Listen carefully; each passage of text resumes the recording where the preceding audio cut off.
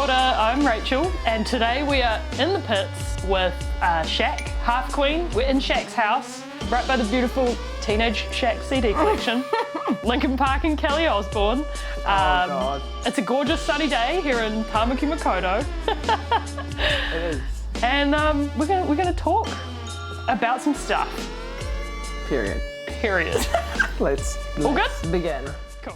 I always say that I've always been a DJ, I think, from a very young age, obviously, so you could probably tell by the stunning collection of music. I've Absolutely. always been a digger and a collector of music since a baby. And I think I didn't make the connection of how I translate that music collection into being a DJ. I never made that connection in a very conscious way, but I always thought DJs were the fucking coolest people ever. Yeah. I kind of made that connection when I saw Jess performing. Jess B, who was my friend, but after seeing her perform, I was like, she needs a DJ. Yeah. So at one of her birthday parties, it must have been 8 years ago, I was like, hey, you need a DJ. If I learn how to DJ, would you have me as your DJ? And she was like, yeah, go learn. And I was like, oh, period. And so, yeah, that's when I started DJing. HALFQUEEN was my handle before I was doing any DJing or any music. Yeah. It was kind of just this Instagram identity that I had that people loved, and I was very outspoken and very social justice warrior down for a while there. So HALFQUEEN kind of just became the name on the poster because that's how people knew me before I was DJing, which makes sense. Yeah, kind of. I guess I didn't actually really pick it. It just kind of someone the first gig I did. The person was like, do you mind if I just put HALFQUEEN on the poster? And I was like, period, yes, do it. And then now I'm HALFQUEEN, so that's kind of how that happened. Did you guys talk much at that time about your goals or your vision, or was it just sort of happening as it was happening? No, it kind of just happened as it happened. And I think because, when Jess was coming up, she was kind of one of one. So there was not any playbook of how she was meant to do anything or a manual around what we were even up to. It kind of just happened. I think when we started getting into Filth territory, that's when we started doing the bigger dreams and visions around it. But yeah, there was definitely, we kind of were just going along with it, riding the wave, so to speak. Totally. Let's talk about Filth then. So for people who maybe aren't familiar, what is Filth in a nutshell? Filth is a club night based in Tamaki Makaurau, which was created to prioritise marginalised groups within nightlife and then platform underrepresented talent, which comes in the form of DJs and artists and MCs and stuff. Yeah, so it's kind of just, we wanted a space for queer and trans, black and brown, indigenous people of colour to live their best lives and also listen to music that was not anywhere else in the city, which was truly required at the time. What was the very first Filth that you guys threw? Can you remember it?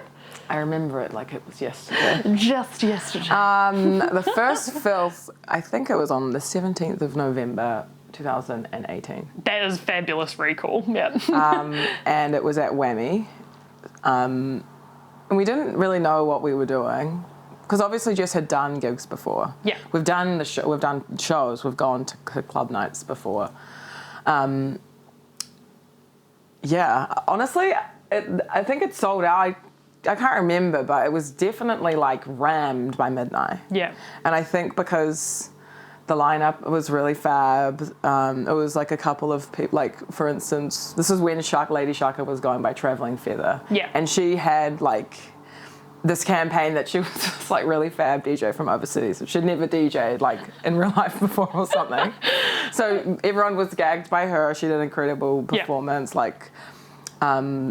Who else played? Zeki played, Ethan James played, he's not in the scene like that, but he is he was our favourite DJ going out. So he played as well.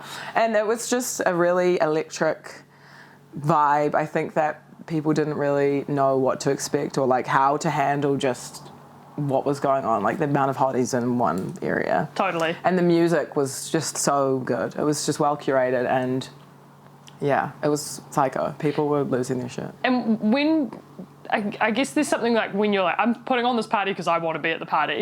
And then when you see other people's responses to also being at the party, like you said, you know, people don't know what to do with themselves in a room full of like amazing people, like having a great time. But like, did that shift your perspective on what it was you were making? Did you kind of leave that night being like, oh, okay. Yeah. The city needs us. No, you know, literally, like, it was kind of like, oh, what have we done? Like, we've unleashed a beast, like, in the city. And I think, we didn't realize there was a sort of Pandora's box waiting to be unleashed and whammy. Yeah, so, totally. Yeah, we left there being like, oh, we've undertaken quite a responsibility. But I was thinking about how audience buy-in, for want of a less like awfully commercial phrase, but like audience participation or their responsibility to making a party or an event or a space work is really crucial. And I think that's one thing that I always feel about Filth is that people who go to Filth know what the space is about, which is something that you sort of set expectations with the way ticketing happens, the way marketing happens. Yeah. You know, how do you maintain that, I guess? There was definitely a point in time where it was like the hot, cool party and like the wrong, I don't say the wrong people, but the people that weren't the priority were pulling up and making it a thing. I don't know. I think because we live in such a small populace. Yes. There aren't that many, there's not a lot of people to create those like subculture moments. And in the city, when there is a cool thing on, everyone wants to be part of it, regardless of if they actually should be involved or not. Yeah. With Filth, because it was the coolest thing, we had to create like a bit of a filter for the audience to understand their place within the room. Yeah. Because I think there isn't a lot of intentional nightlife happening within the city. And when you create those conditions around entry, people are forced to like think about themselves within a space. Yeah. And so the tiered ticketing, like the rules that we have, not rules, but like the guidelines. Like a code of conduct, pretty much. Like, I'm sorry that we have to make that for some of you guys, but shit. That's just like what was required. And I think because we had those like things in place, people were like, oh, true, okay. You know, we still like face the same kind of like random issues here and there to this day. But yeah, at the beginning, we really we were like, no, because every bro and their bro are coming to the gig, and they need to, if they want to come, understand their place within society, like their place within the room, like how they're going to contribute to the space. Period. Yeah. So you have like trans POC cheapest tickets. Yeah. And or then, free mostly. Yeah. Or free. Yeah. And then like straight Pākehā allies, most expensive, smallest allocation, basically. Which, and you know, I think it's actually a really generous thing as well, because it actually it doesn't say, okay, you can't come to the party, but it's like, if you're coming, you got to know, like you said, who you are in that room. Totally. You don't have to apologise for yourself, but you just have to be aware of what you bring into that space. Exactly, because that's what makes something cool. Yeah. Well, you know, when you go overseas and you're like, fuck, you go to a party and you're like, this is so sick. Yeah. Everyone's got their thing. There's like an understanding of how we're all contributing to each other's experience. Totally. And in this country, I think people are so mindless about what they're doing. There's like a numbing going on. Like, how fucking blind drunk can I get when I go out? There's no like, that's what's fab about like queer nightlife is you are so, you need it so much that you're intentionally like pouring yourself into the fantasy. One of my favourite sets I've ever seen you play was to the youth at To the Front, Girls Rock, Tamaki Makaurau. Period. Lunchtime set. I like texted you and I was like, just the content vibes. just like a clean set. Just a clean set. Or if it's not clean, in Spanish. Yeah, which, exactly. There was some Rosalia in there, which was good. But actually, there was like a wonderful moment watching all these like tweens and teens partying so hard at lunchtime for 20 minutes to this like fantastic club set. And I was like, there's something really awesome about these things don't have to be like, this doesn't have to be like an adult experience. No. Every time I've ever experienced a dance floor, I think, as a kid, before that, watching movies and music videos and being like, oh my God, I have to be involved in some capacity. Yeah. I always have a transformative experience when I'm on the dance floor. Like each time I'm like locking in, or when I'm not playing at a gig, or when I'm watching a friend DJ, I'm like, fuck, this is actually the spice of life. Yeah. Every time I feel like I'm going a bit loopy, I'm like, I have to get a dance. I have to just go and shake a leg. Because that's how I like began. I think, because I wasn't like a musical kid or anything, but dancing was always the thing that I loved to do. And I think that's what makes a good DJ. And that's the understanding of the DJ-dancer relationship. Like, it's the same thing, the yin and yang. So anytime I'm in participation, period, I have a transformative experience, because that's what it's for. What's it kind of the vision for you for Filth this year? You know, Jess and I actually haven't had our annual general meeting yet. Where we figure that out. Yeah, the Filth AGM. We always have like our little individual dreams of what we want it to be. I know Jess really like has always had a really good. She's always wanted to develop Filth into being like a community space in some capacity, or like a studio or something like that.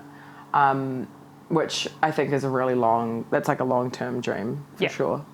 This year, I don't know, the residency kind of like really took it out of me. So that was last year? Yeah, last year at Neck of the Woods. Every month or every fortnight? It was, not every fortnight. God, no way, no one should be at Neck of the Woods that often. No. We started off doing a monthly thing. Yeah.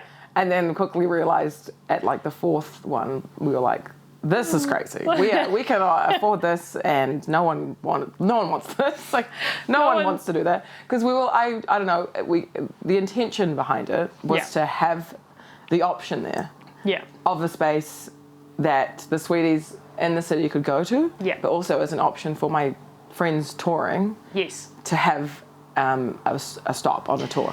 To make Auckland a date. Yeah, exactly. Because totally. There aren't any clubs, period. There aren't any clubs that you could just go and be like, I'd like to DJ here, because where are you going to go to on the weekend? Yeah. So we wanted Filth to be that option of like, oh, Filth is this month, it's this date, like we're going to go to it. And we really were hell-bent on having like groundbreaking lineups in terms of like people that have never been here before, people that are really prominent in the international communities. And so by the fourth one, we were like, I'm rinsed, like, what the hell? So we dialed it back to once every 2 months, which is a bit more manageable. And I think people started showing up consistently after that as well. Yeah, cool. So Filth, I think, will continue doing the club nights because they're always really fun. Totally.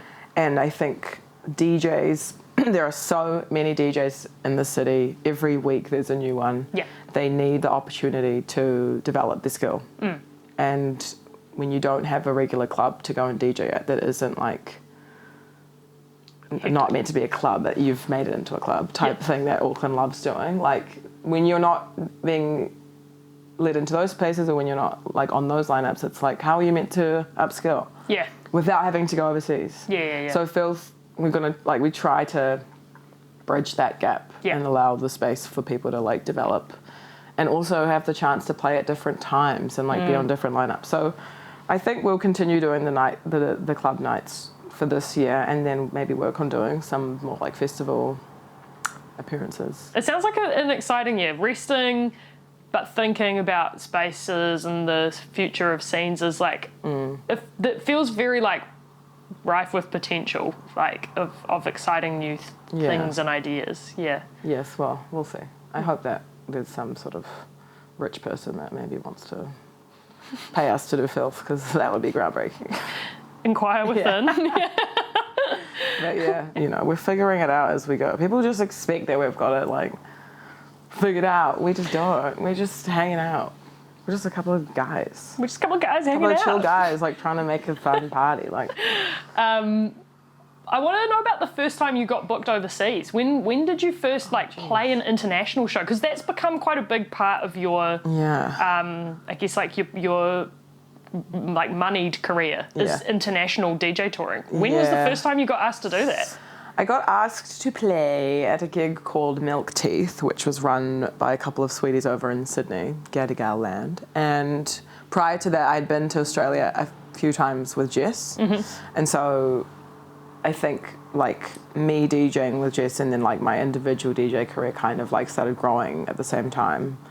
Because where Jess went, I could always find a gig. Yeah. But the first time, that I got booked to play by myself, it was, I can't remember when exactly, but it was for a club night like Filth. Where the frick was it? Somewhere in Marrickville. I can't remember the name. Oh, the Red Rattler Theatre, which is an institution in Sydney. Milk Teeth. And it was really formative and really silly, and I think to be honest, if I went back and looked at my Serato, the set it could hold up, you know? Yeah. And it's taken you to Europe quite a few times as well now. What is it like playing in somewhere in Europe, for example, where contextually there is a lot of difference to the audience you're performing to sometimes, or the sort of stages and the spaces that you're inhabiting? Europe is a really fun place to play. And obviously it has a million festivals, so they're always really different. The thing that, though, I do think about Europe is, I guess, the way in different countries, young people are raised in that culture of, going out of the city on a bike and taking your earplugs and really engaging in a weekend-long festival. Yes. Really intentionally and really, with a lot of care. And so when I play in Europe, that's my biggest takeaway, is how much more they're just at a completely different stage of time in terms of their music age or their dance floor age or something. Totally. And I think that's what's really fab about Europe is yes, the fees are better and the festivals are always really interesting, and the festival experience or even the club experience is so different, but it's just gratifying. It's cool, oh my god, people actually really love this and are dancing, they really dance, they're really moving. It's groundbreaking stuff, which it shouldn't be, but it's as a DJ it is a real treat to be able to access a dance floor of fully engaged people.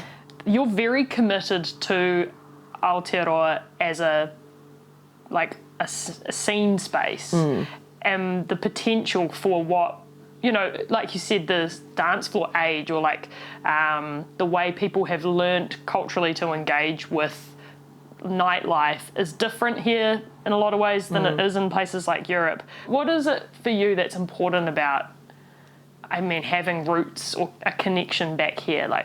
Why not just move to Berlin? I think it was Martin Pepperell or something said to me once. He was well, if all the cool people leave, who will be left? Yeah. Who's going to be here? I think people have this idea around moving that going and living somewhere else, it'll all just that's what I need to do. I need to live somewhere else. And it's sometimes you don't need to do that to have to gain access into certain communities or have a place affect you or have it affect your career or whatever the fuck. I think I just would witness other scenes in different countries and different cities. Yeah. And unpick the fabric of what makes it really fucking sick. And it's the people. Totally. And in this country, we have this glorified idea around oh, if you move overseas, then you're cooler. If you do something fab overseas, then you're really sick. And then if you move, kind of colonial hang up. Yeah. Exactly. It's it doesn't. To me, that's not the reality of the situation. And some there has to be people committed to maintaining the fertility of the scene for it to grow and for it to expand and evolve, and also people that come here are this city, this country is fucking fab. People are really jazzed by it and the idea of it. It's totally. Yeah, there needs to be people that are locking in. Thinking internationally, one of the things that I do think you are really good at is kind of creating these channels for people here in Aotearoa to link in with what's happening overseas in these different scenes and spaces, because you know we're far away, physically far away from other places, and massively influential moment was the big Filth boiler room situation. How did that come about? Also, probably a good thing to say is what was that? Because not everybody knows what boiler room is. Not everybody knows what that means, I guess, to be in that space. Boiler room is a platform, pretty much, for electronic music. Started out as a small little thing, turned into a huge big thing that kind of like was a marker of like success as a DJ for a moment there, which I disagree with, but regardless, it meant a lot when Boiler Room had a moment in this country. Yeah. Which happened in 2021, and that was like years in the making. Yeah. So there had been a few attempts at us trying to do it, but obviously COVID happened. And it happened through Cheska, who's like one of my very dear friends, who does hosting for Boiler Room. And like we met when she came over with Nadia Rose in 2018. Like she was doing Northern Bass.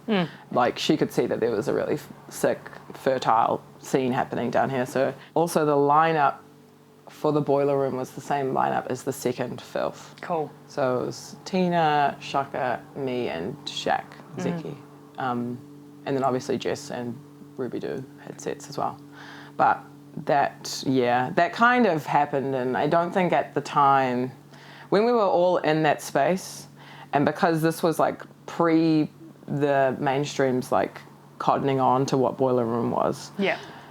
In the dance, the Sweeties were just experiencing each other and like loving the fact that there were cameras, that were, you know, living their best lives. We all were like performing, like we were auditioning for fucking. It was amazing. It's like we really were like, we were just like living for each other, and like it was like we just got down to level 2 or something, so we were allowed to do it. Everyone was also a bit feral. It was like feral vibes everywhere. Feral. Yeah. So it wasn't even just the fact that it was the first time we were filming as a Filth night. It was also like the COVID context of like everyone was gassed, everyone was G'd up, like with the DJ's been DJing, like we kind of approached it as like, we'll practice and like do our sets, but also like this is just Filth and we're just living for each other. So when the footage came out and we watched, like they premiered the sets, none of us really knew how fucking fab it was. It was like watching the like premiere of a film that we worked on. Because it was literally a film. We documented the entire night, and like, the effects were crazy. People were fully gagged by what was happening in Auckland to a point. They should be. Exactly, but to a point where I think it was kind of like false advertising. They're like, wow, this is happening every night. This was a once a year kind of thing, guys. Like, calm down. But like, just the messages, the comments from people like all over the world, because everyone was like in their rooms. And because New Zealand was kind of like this beacon of hope for the rest of the world in terms of how we were dealing with COVID, which, you know, obviously was a bit strange, but we were like a beacon of hope for a lot of queer communities, and other places looked at us being like, oh my God, they're finally getting out of it. Like, look, these people are partying. And like, did it like springboard, did other things springboard off of that? Like, did opportunities come out of that? What was the... Everything. I think all the DJs, Filth as well, like every part of our careers was affected by that, for sure. I mean, speaking for myself, and like for sure Shaka, you know, like when that set came out, it was just groundbreaking. And I think Boiler Room too would have had a moment of like seeing the effects of that. They have been platforming queer parties for time, you know, like it's not new to them, but I think they didn't really know what the hell was going down in the South Pacific, for instance, or like the caliber of like the talent. And I think, it definitely set off a chain reaction sort of like ripple effect that I still am like seeing, you know, which is really incredible. One thing that is kind of like, I think a big thing to talk about at the moment for you is you're taking a hiatus for a while from DJing. What does that mean for you? What does that look like for a bit? Don't know what that looks like. Yeah. But after making that decision to stay in Auckland, I think I needed to like be for real about maintaining a career as a DJ in this country. Yeah. I have played like lots of really fab festivals, and I'm really grateful for all the experiences that I've had. But you do reach like the ceiling a little bit when it comes to certain figures and like what managers and agents want you to do, and even the possibility of gigs. It's like if you are based somewhere like in a major centre within Europe or in Asia or in the States, there's constantly a flow of new clubs, new promoters, new festivals to play, new circuits to do. Me being like, I have to stay in Auckland and just lock in and not DJ, came off the back of me being absolutely rinsed after multiple tours overseas and just having to force myself into having a rest and a break. Yeah, I just think I needed a rest and was like, sabbatical, what's happening? You have been making music, yes? Yes. How's that been going? It's going good. I've always wanted to make music. I think I needed just some time and space and like a good mentor or like someone to help me like unpack the best way to do it, because there's obviously no right way or wrong way. Everyone's flow is different, but I think like figuring out the workflow, having the space and time, like also I don't know if I want to make club music. Yeah. You know, like I just want to try be in a band or something. Maybe I do. Totally. So, and I do consider DJing that when you are in like a flow state, you are making music. 100%. You're making this completely new thing. So it's always there. It's just kind of like, I think I need some time to myself to see if I want to do that, you know? And like, affording myself the time to just play. I don't have to make something for the sake of like, oh, you have to release this and become a thing, you know? I guess if this is going to be a year, like a cocoon year almost, like a period of rest and reflection and transformation, what are you, I guess, excited about or looking forward to for yourself and also for the scene? Because one thing that I've noticed, Filth has given permission for others to think about how they're moving intentionally in spaces, in the same way that I'm sure Filth, you know, stands on others' shoulders as well. There's new scene sweeties coming up as well, which is exciting to see. What excites you in that space, and what are you personally excited for, I guess, in the next year or this next period that you're stepping into? Geez, some stability, that would be awesome. What am I looking forward to? That does excite me, the potential of like someone being affected by a space that you put together, you know, like the whakapapa of how scenes grow and like collectives, you know, become things in cities. So that's cool to me. I think like I'm personally excited to see how I move into a new like era of kind of being a kaitiaki within the music industry. Yeah, I'm not too sure what the hell, but it's